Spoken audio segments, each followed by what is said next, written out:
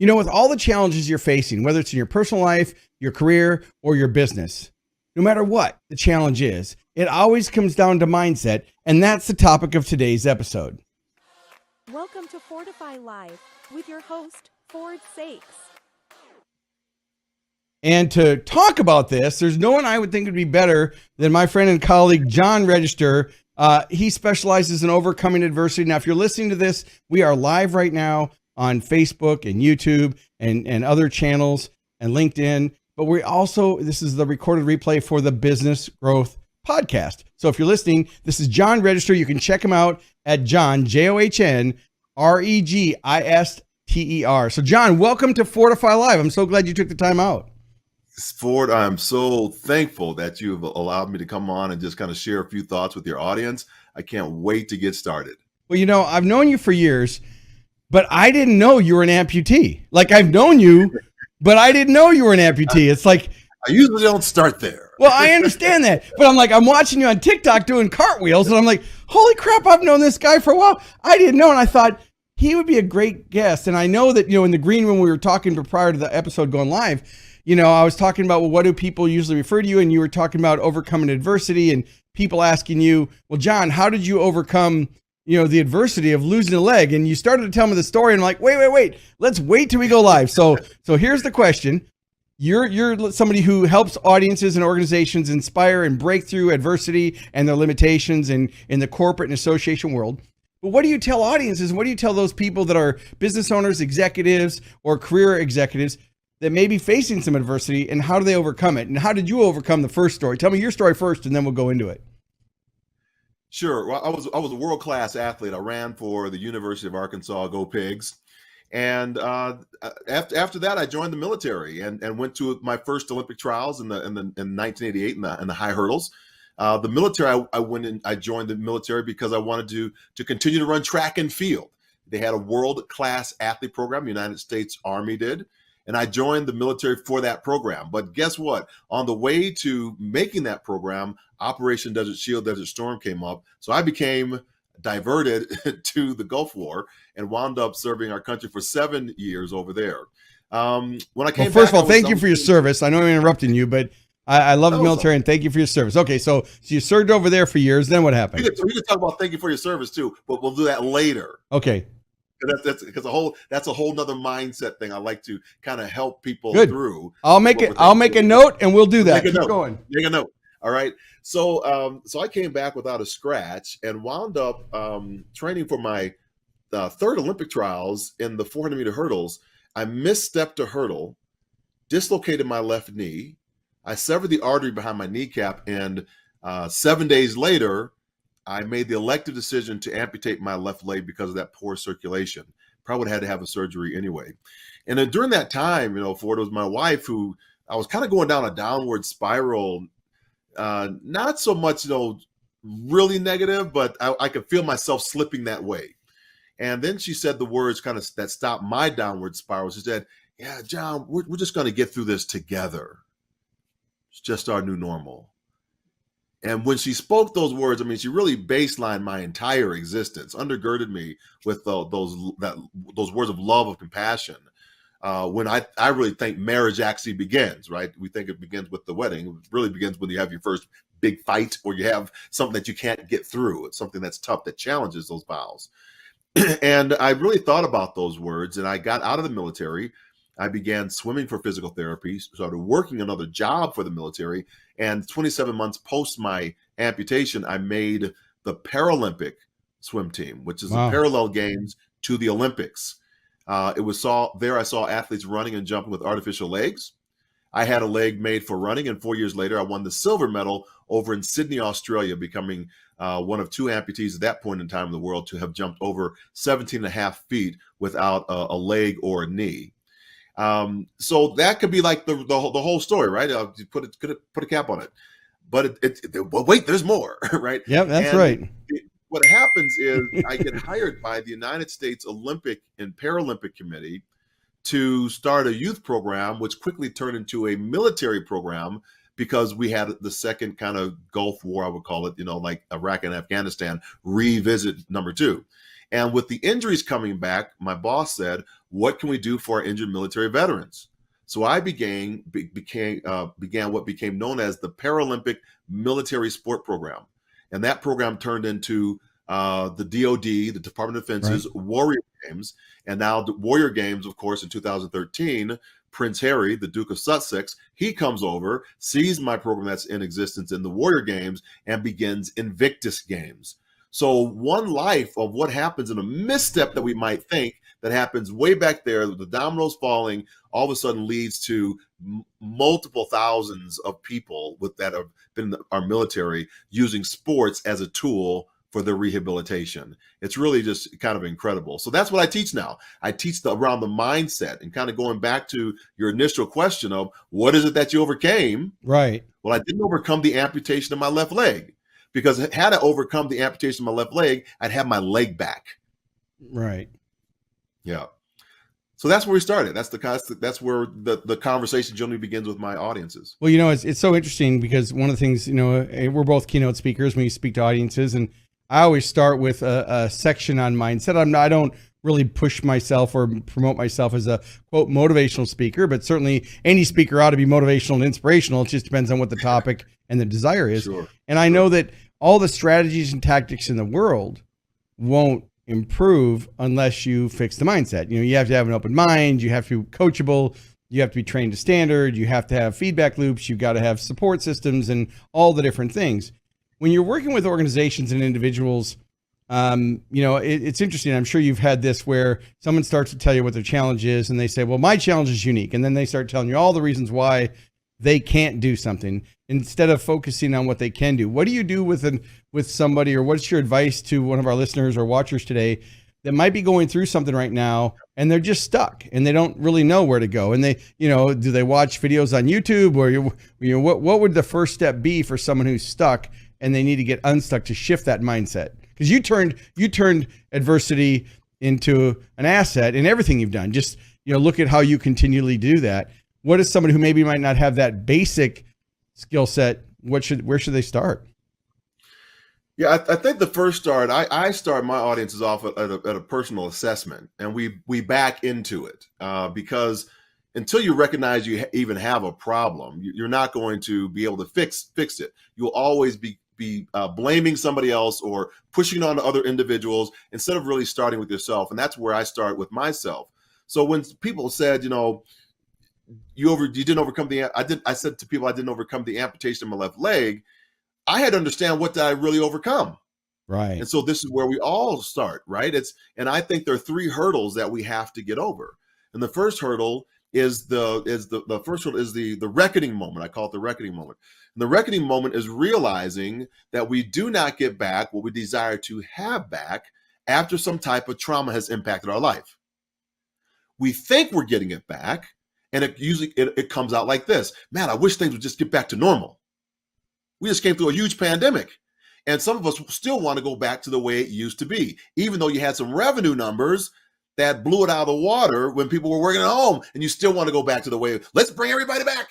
Right. But wait a minute, didn't your third quarter, fourth quarter, first quarter next year earn you more revenue, and now you want to go back to the way it used to be? Help me understand that. And so we want to go back to the way it used to be. So once we've hurdled that, once we realize it's not going back, it's never gone back that way, then we're into the revision moment. I name it capital R, lowercase e, capital VISON, right? So revision. And the revision is tough because we redefine the problem, we start rebuilding, and we have a place where we think we want to go, where we want to engage, but there are 3 factors that hold us back from hurdling this into the revision. And the reason we kind of hold ourselves back is because of I think 3 things. And the first thing is we have other people who are believing for us what we can or cannot do, which is based upon what they believe they could or could not do if they were in our situation. So a doctor might say to me, John, you're never going to walk again. You're just not going to do it. These people are generally closest to us. When dreams are being birthed, when they're being formulated, they're very fragile. We cannot let just anybody handle our dreams, because without even knowing that they're destroying them, they can say, you probably just don't want to do that. I think you should go down a different path. And we, because we're so close to us, we believe them and our dreams get squashed, but it's not their dream to go after. I think the second thing is that we have society impact, society pressures, society normalizations. When I'm 6 years old, I watched the movie Peter Pan. Captain Hook. He is feared from all the kids watching Peter Pan, and he's feared because he has a hook for a hand. He got his arm bit off by TikTok, the crocodile. And I'm made to fear in society people who have disabilities. Every Halloween, I get annihilated with people who have disabilities. And they come and I'm supposed to be afraid of them. I got the chainsaw guy. I got, Freddy Krueger burned over his body, all these physical disabilities, and even mental disabilities. The Joker.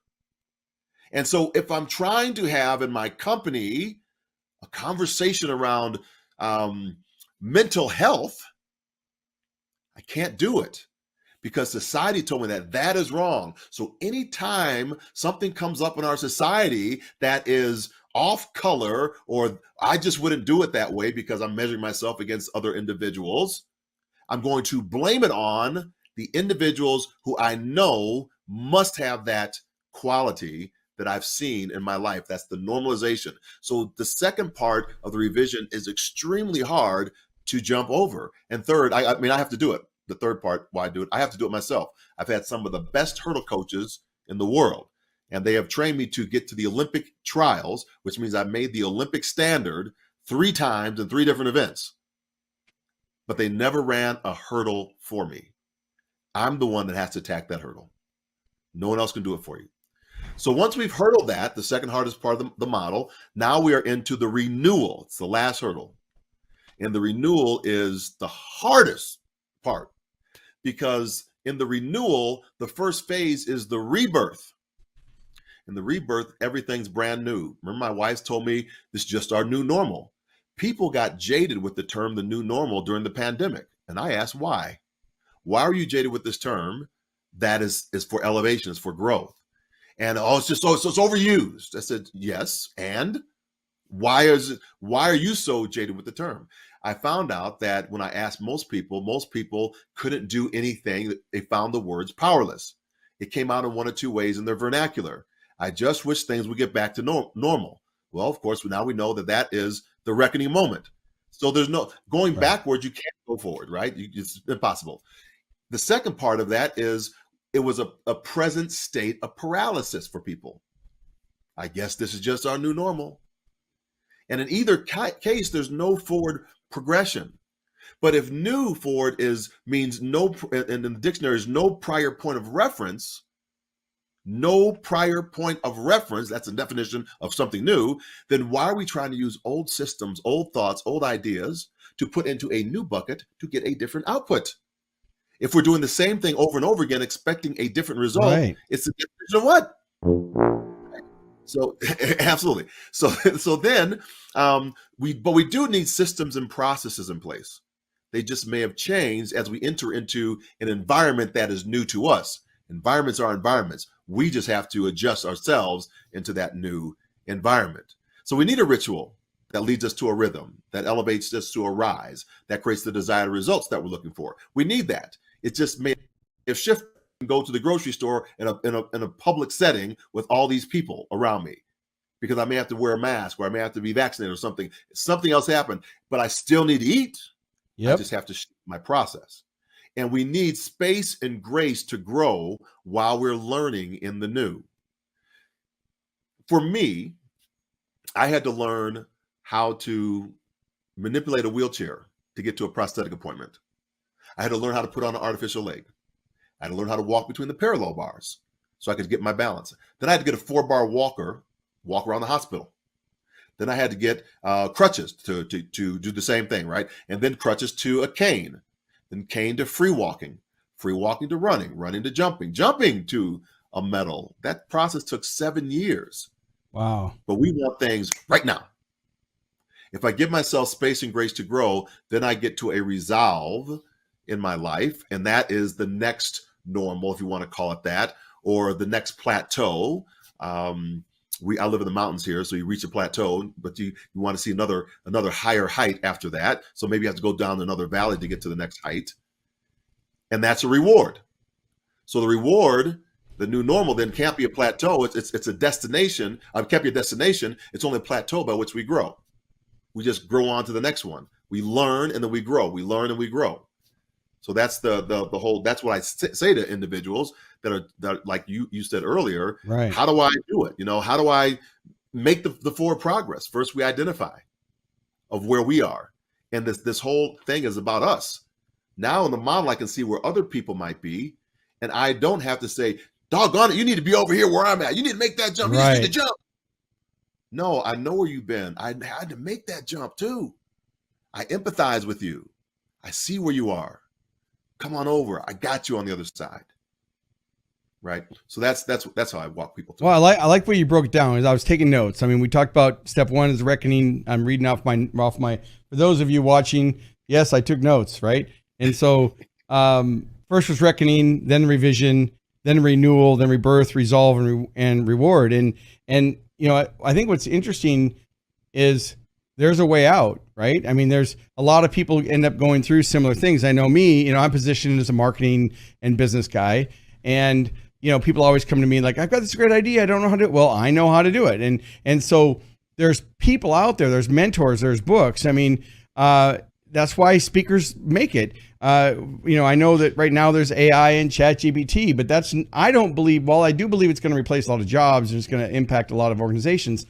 How humans think and how we make decisions are very important. I mean, for me, like when I'm talking about marketing for somebody, I talk about, well, there has to be awareness first, then people research, then they compare, then they shop and they buy.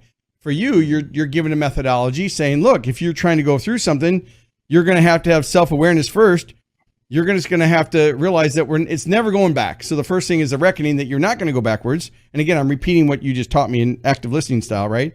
And then number 2, on the revision part, you talked about others, society, and myself. And I think that that's really important because, it's just like there's 3 opinions, right? There's what I think, there's what you think, and then there's what people think, right? And so, taking personal accountability, for me, that's where it starts. I mean, growing up a kid in the projects and in foster care and some of the things I went through, it was interesting how people would say, "Oh, I'm so sorry." And I'm like, I don't understand what the heck they're apologizing for, because I had no point of reference. It wasn't like I had parents and they were taken away. I just never had it. So, you don't know what you don't know. What you've been able to do, I mean, what you've done, congratulations on the, helping the military and helping, thousands, if not millions of people overcome and realize that there's a way out. And I think that as experts and speakers, that's what we get hired to do. People bring us in to give that perspective. I mean, years and years and years ago, I managed Les Brown. We both know Les, and I thought Les was the best motivational speaker I'd ever seen. He was the only one who I'd ever seen. I mean, sure, I knew about Zig Ziglar and some others, but Les was like my first true, real motivational speaker.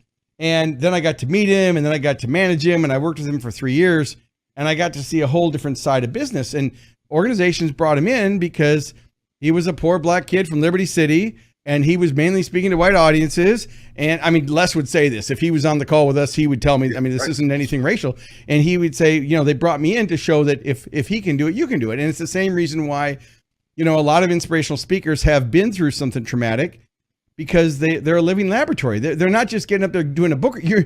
When you speak about overcoming things, you're not doing a book report. You lived it, right? You have a living laboratory. You can pull up your pant leg and say, look, this is what I've been through. And I think that's the same thing I've seen with a lot of the top speakers. I'm not saying they all had to go through something traumatic, but they had to have some significant emotional event that now they're able to share with other people. So the lesson here is, regardless of where you are, and again, this came from Les because I spent so much time with him, but he used to say, regardless of where you are, do what you can with what you have. And I'm sure he got that from Zig or someone else, because Les regurgitates a lot of that. But it's so true. And I think that in organizations today, leadership is struggling, management's struggling, and organizations don't know the difference between leadership, team building, management, communication, culture, change. There's all these topics that get thrown around, but at the end of the day, it's people, it's their mindset. And no matter what, their mindset has a bigger impact. It's just like, we just hired a project manager here at Prime Concepts, and, I want to hire for attitude and train for skills. I can train skills. I can't train attitude. I mean, you can coach an attitude a little bit, and you can encourage and try to create an environment and maybe shift. But at the end of the day, that person has to, where I'm going, has to take personal accountability. Is that what you would believe, or what other advice? No, absolutely. I mean, I'm trying to pull up something right now because I do a challenge, and I'm sure you do a challenge, Yep. And so I've been speaking for this one client. I have 25 engagements with this one client. And so I can do a litmus test with their other constituents. I let them be a part of the process. I want them to break my model before my model breaks me. Right. And so that's kind of what I say. And so I'm going to be a part of this journey with you. And one of the things I do is I have a 1%ers group. These are the 1% of people who are going to respond to an action step. So I say at the beginning of a conference, maybe I'll say, you're going to learn a lot of information today. And you're gonna have that one idea that's gonna come out that's gonna save the world. It's gonna be the best idea you ever had. Write that idea down right away. As soon as it comes in your head, write it down. And then I invite you to take one action step on that by 10 o'clock tomorrow morning. And you're not gonna hold yourself accountable to it. You're gonna find someone in this room who you're going to call at 10 o'clock tomorrow morning to just tell them the one step that you made toward your action step. You don't have to tell them what the action step is. Just tell them that you did it. Just take action on the action step. And let me tell you this, this is your action step for this presentation, right? And I say, then email me, and I give my email address. Yep. And tell me what the process was like. How did that work for you? And I think I've spoken to almost 3,000 people now, since I've been doing this. There's usually about 300 audience in an audience. I've gotten 20 responses. People just don't do the work. They don't take the action, and they want to think everything's going to be roses, Krispy Kremes, and ice cream, and it's not. You have to get down. And I'm not saying that work is the answer, the total answer. I don't believe that. I think that there's opportunity that has to go along with work as well, because we've all known people that have worked really hard and have everything. We've known people that work really hard and don't have a lot. We know people that are lazy and have everything, and we know people that are lazy and don't have a lot. So it's not about the work effort. It's about the effort and the intentionality behind the effort that is coupled with an opportunity that is presented so you're ready for the opportunity. And so if you have those two in alignment, I believe then you can actually move forward. Yeah, I think it's true. I mean, even so I spoke at the Wichita Independent Business Association a few weeks ago, and one of the things I did is I gave out a link, and I say, for those of you that want a discovery session, I'll throw it out on this episode. It's 15withford.com. So all of our listeners right now, that's a true link. If you go to 15 with Ford, you'll book time on my calendar for 15 minutes. Now, if you're wasting my time, I'm going to hang up the Zoom call, but I'm just saying, if you want to jump on a Zoom with me, I'd be happy to do a digital footprint critique or see how I can help. But it's interesting, out of the 200 people that were in the room, 2 people took me up on it. One became a client, and the other one will probably become a client. So I've got a pretty good conversion rate if they get on the call. And again, for those of you listening, I'm not trying to sell you anything. I'm just telling you, you would think when I got done, my staff said, you just gave 200. Are you going to do 200 calls? I said, I'm not worried about 200 calls because I know that I'm not going to get 200 people. They're going to all write it down. But it's about taking action. And that's why I'm known for saying it's not what you know, it's how well you execute. And when I say that, I'm actually saying it to myself. As much as I say that from stage and on podcasts, I'm reminding myself, if I've got cash flow issues. It starts with you, Ford, yeah, right? It starts with you. So you can't give that out. I mean, you can, but that's fake. It's falsehood. Yep. If you're giving it out and you're not applying it yourself. 100%. Right? And that's I have to take the action step. I agree. I cycle, and I used to be a pro cyclist, and I was a speed skater. I went to the Olympic Training Center in 84 and 87. There was no Olympic skills for speed skating. There was a trial sport back then, but I got to go and be a resident athlete in Colorado Springs. So I thought that was really cool. But I remember, at the end of the day, you can get coached all you want, but I still had to skate. I still had I had to put the skates on. I had to get on the bike, and I had to go put the miles in. So I wasn't at your level. And, a few weeks ago, I interviewed Vince Paceni, and, he was in the Olympics for downhill skiing and went 135 miles an hour. And actually, Tomorrow, I'm actually got a call with another friend and colleague, Lex Gillette. So he's blind, but I don't know if you know Lex, but. So Lex is one of my speakers. Oh, okay. I train Lex. Yeah. And he's doing amazing right now. He's just great. And it's funny because you need sight when you have a vision. I love it. Yeah. So Lex Gillette, for those of you listening, you can check him out online. Go to lexgillette.com. He's blind, right? And so when I first saw Lex, he was in my event and he sat in the front row and he came in, and obviously I knew he was blind. So I went up to him in the front before I started and I said, hey, is there anything I can do? You can start your recording device. I'll give you copies of the slides. Is there, or the audio of the recording? I meant not the slides, but I said, how are you with the presentation? He goes, I'm good. He goes, you can make fun, do whatever you want. So I'm doing the presentation, and about 20 minutes in, I go, well, as you can see right here, I said, but everybody but the blind guy in the front row, everybody else was mortified. Lex just started busting out laughing because we'd already built some rapport.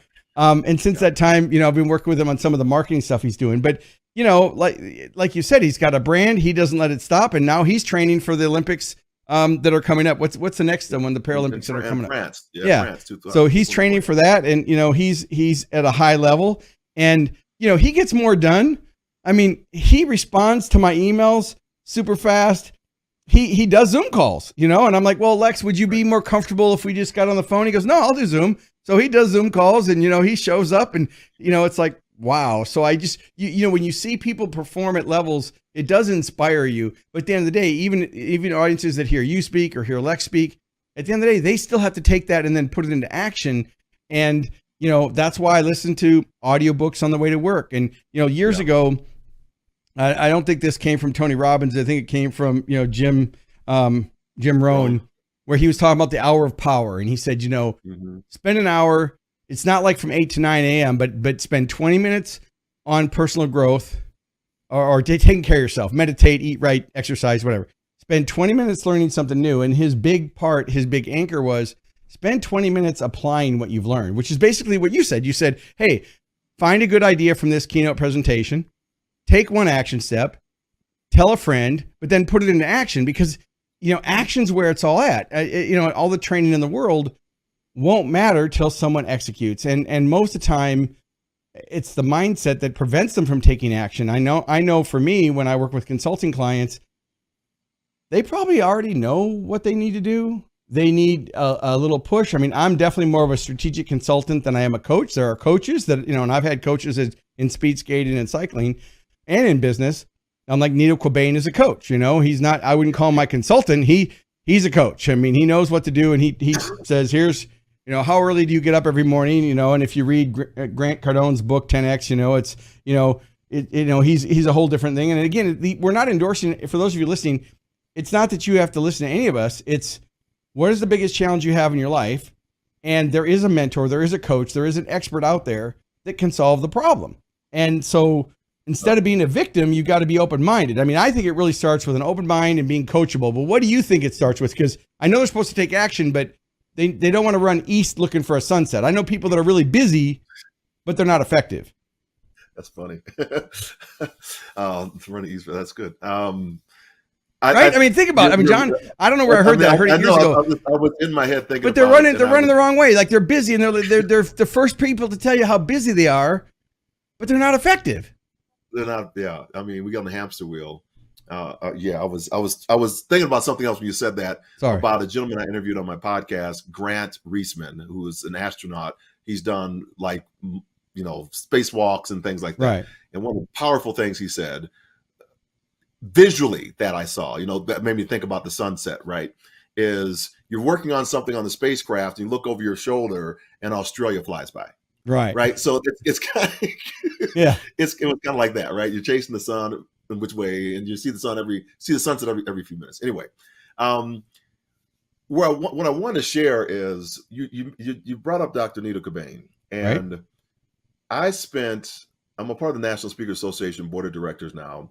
And I spent with him 3 hours, and the things I learned in those 3 hours, I just shut my mouth and just picked up what he was laying down. High Point University, most brilliant place on planet Earth when you talk about education. and just how he thinks about things, totally different. Why would I pay tenure to my staff, right? That I have to keep you on my books if I do that. I'm like, what? He's a business guy. And so the things I just learned just by shutting my mouth, taking copious notes, was remarkable. And it is about the action. It's about the taking the step that is most uncomfortable, because we get back into that state of, can I do this? Do I really have the chops? I mean, I've said I have it, but I don't know until I've actually taken that step. And I think that's what paralyzes many people, because we get caught in our fear. And a lot of folks will say, I'll say, what do you think I overcame? And they'll say, fear. You can't overcome fear. I said, absolutely fear. But what was the fear? Let's identify the fear. When I say in my presentation, my wife was going to leave me, I thought my wife was going to leave me, that wasn't my fear. My fear was the underlying part of it. Am I still desirable? Right. Right. So that's what can I really do this? Can I do what I said I could do?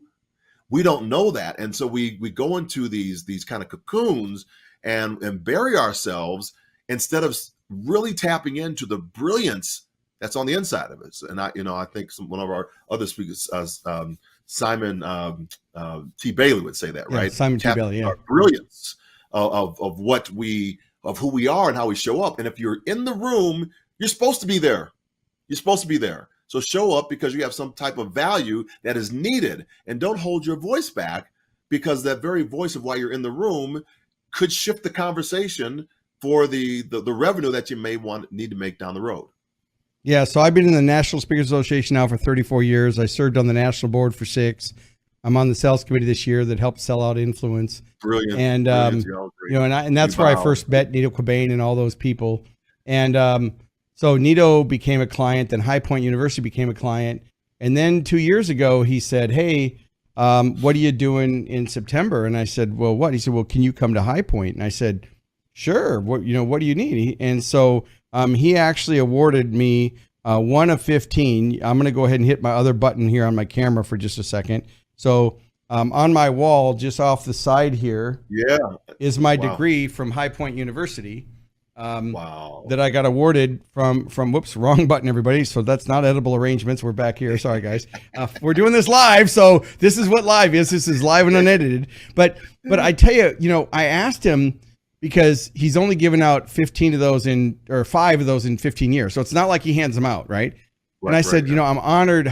Tell me, what was it? He said, Ford, I'm going to tell you, I'm tired of hearing you say from stage that you're a foster kid with a 9th grade education. You were, but that's not who you are now. And your identity, you're still thinking of yourself as that little 12-year-old kid carrying a gun in the projects in North Minneapolis. And he said, so you've earned this degree. I've worked with you for 10 years. I know you, you're one of the smartest people on marketing and strategy. I'm going to give you a degree. And I was like blown away, and so my point isn't, but my point is that he had a bigger vision than I had for myself. And so, I have the hat right here. I wear the hat proudly. I'm High Point all the way. And of course, if you've ever been to the campus, oh my God, John, if you ever get a chance, that's beautiful. Yeah, it is. But really what it's a representation of his vision and how he leads. And I think that that's really the message that we want to leave with our listeners today and our watchers is, wherever you are, there's somewhere you can go. And you have to start with what you've got, and you have to realize it comes down to mindset. So get a mentor, whether it's John. Again, you can go to johnregister.com. You can look him up on Amazon. You can watch him on TikTok. You can find him on LinkedIn and on YouTube. But you've got to find someone that you resonate with that helps you. And again, they say when the student's ready, the teacher appears. Yes, that's true. But sometimes you have to go through a few different teachers because it might not be your style. I know I've mentioned, even on this podcast, we've mentioned Simon T. Bailey, we mentioned you, we mentioned Les Brown, we mentioned Nito Cobain. We're not saying these are the only people to listen to. We're saying that you should have a coach, somebody in your corner that isn't, like you said, when you were talking about the revisit, you're talking about the revision. There are people in your lives. There are more people that are probably going to hold you back than to encourage you. More people are probably going to tell you what they can't do because, like you said, they're filtering through their own limitations. So they're saying what you can't do as opposed to what you can do. And I think that's the mindset shift that, yes, you want to get good mentors, but you also want to be careful who you're listening to, right? Absolutely. And I know you said earlier in the podcast, you said, make sure we come back to thank you for your service. Was that the part you were talking about, how you created the Warrior program, or was there something else? I want to make sure I don't miss that on this episode. Yeah. The piece around thank you for your service. I want to we have 4 guys there. I want to throw out one incredible woman that I want to also shout out. Because you're working for her too, because that's why you're doing the marketing stuff. That's Marriott Elliott Powell. Yeah, she's been on an episode before. So Meredith Elliott Powell, she calls herself Mur, but she's a little freaking rock star. We work out the same, but she posts. I don't care what time of day. I could go right now to LinkedIn, and I don't know how the woman does what she does. She is busting her ass. She's speaking everywhere. She is responding to people. She's leading. She's the incoming president for the National Speakers Association. She busts her butt, and she's sharp. So yeah, I think, and we could name names. So for those of you that we didn't name, if you're listening to this podcast, let it go. We know who you are. But come, you want to be a guest on Fordify, go to Profit Rich Results, and there's a form you can fill out if you want to look in the footer and you want to become a guest. But Meredith is, what I've learned about Meredith is she's really an example of leadership and how to overcome change, where she does teach on business growth, but really it's the enormous change that people are. And that's kind of an area that you're dealing with, because people are dealing with change and adversity, where they're looking at adversity instead of seeing the opportunity. That's right. And so where I go with thank you for your service, and I really got, I started thinking about this a lot because our nation started becoming divided, right? And yes. But people weren't really understanding. They just want to wave the flag and say thank you for your service. And I said, well, let's do a little deeper dive on what that actually means, so that we could bring, again, I'm not going to do the work for you. This is your own personal work that you have to do. I'm not going to spoon feed you, because then you're going to put it through your filter. So I say, okay, let's break down thank you for your service. What are you thanking me for? And then people say, well, you went to war. I said, yes, that's a byproduct of my service. Well, you served our country valiantly. Okay, that's a byproduct, arguably, of my service. My service was when I raised my hand and I said, I swear, insert my name, to protect the United States Constitution against all enemies, foreign and domestic, and that I will bear true faith and allegiance to the same. And I will do so without any reservation or purpose of evasion. That's my oath. That is my service. So then the next thing I say is, when is the next time, ownership on you, when's the last time you read the United States Constitution? What does our preamble say? How about the first 7 articles? Why is article number 5 the most important article inside of that whole document that leads us into our amendments? How many amendments do we have? Can you name more than just the first or second one? What about the 13th, 14th, and 15th? So all these questions become up. So what you can do, action step, is every 4th of July, every Juneteenth, every Veterans Day, every Memorial Day, pull out the United States Constitution on your little iPhone and read it. And then we can have authentic conversations about what that document actually says versus what this group told you to think it says, right, or that group told you to think it says, or this person said this and that. No, read it for yourself. And then the final thing is, after I got out of that room, when I came into the room again to be exited from service, no one came in to say, I now unoath you. Right. Still going on. It's in perpetuity that I serve this nation. That's why I can do the military support program and still be part of this, consortium that we have on this great experiment called America. So I think that's where I try to get people to go. I don't do that all the time. I'm just saying, it's when I start seeing people going left and right and up and down and sideways, I try to get back to the basics. And most people tell me they read the United States Constitution either 8th grade or high school. Or they've never read it. Right. We never read it. Maybe civics class, or if they were attorney and they're studying attorney law on that. But no one's reading the document. I need to go back and read it. I'm going to put that on my action step. I've got a long flight coming up, and I'm going to download the download, because I know you can download it.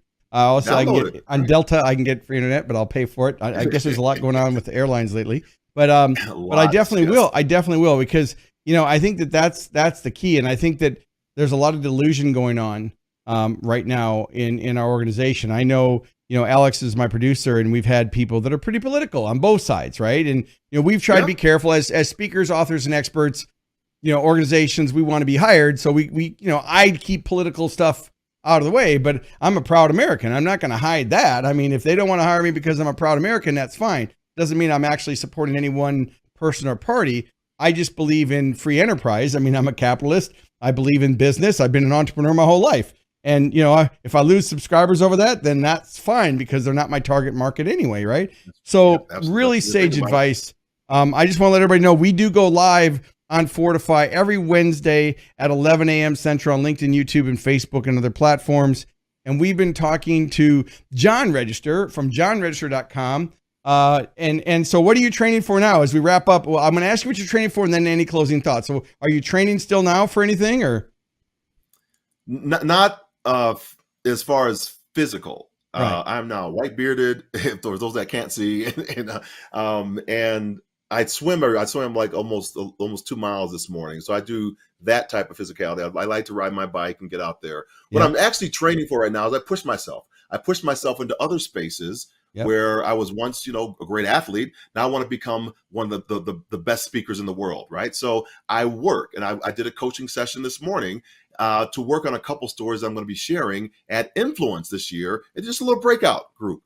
And I'm putting the time and effort into it because I want the value of, to either be a better speaker or build a better business. And I'm on the build a better business side of it right now with the content that I'm going to be sharing with everyone. And I want to make sure that's the best content that I can produce. And so I work with people. You said, get with a coach. I got a little coach to help me pull that out for me instead of me trying to sit and incubate it in a room by myself. Well, and that's just like my book I wrote, Superpower, which is a book on leadership, business, and life. And one of the things you talk about, I talk about in the book, is there's many different modalities, but get a mentor and get a coach, but you got to be coachable. I've turned down coaching clients when I won't say the guy's name because he's a billionaire, and I would have loved to work with him and it'd be great, but he wasn't coachable. He wanted to tell me how smart he was. And I will never earn probably the money that this guy's made in his life. It wasn't about how much money. It was about, he came to me for one thing, and I knew how to do it. And it's like, okay, I'm going to pass. And he was really offended because he's like, well, is it a money thing? I can pay you more money. And I'm like, no, I just know that no matter what I do, you're not going to be happy with it because you're not listening to any ideas that I'm sharing. So congratulations on getting a coach. I know you're going to rock it at Influence. So for those of you listening, Influence is the National Speakers Association annual conference. It's coming up. It's going to be in Orlando. And anyway, John, thank you so much for being on the show today. I really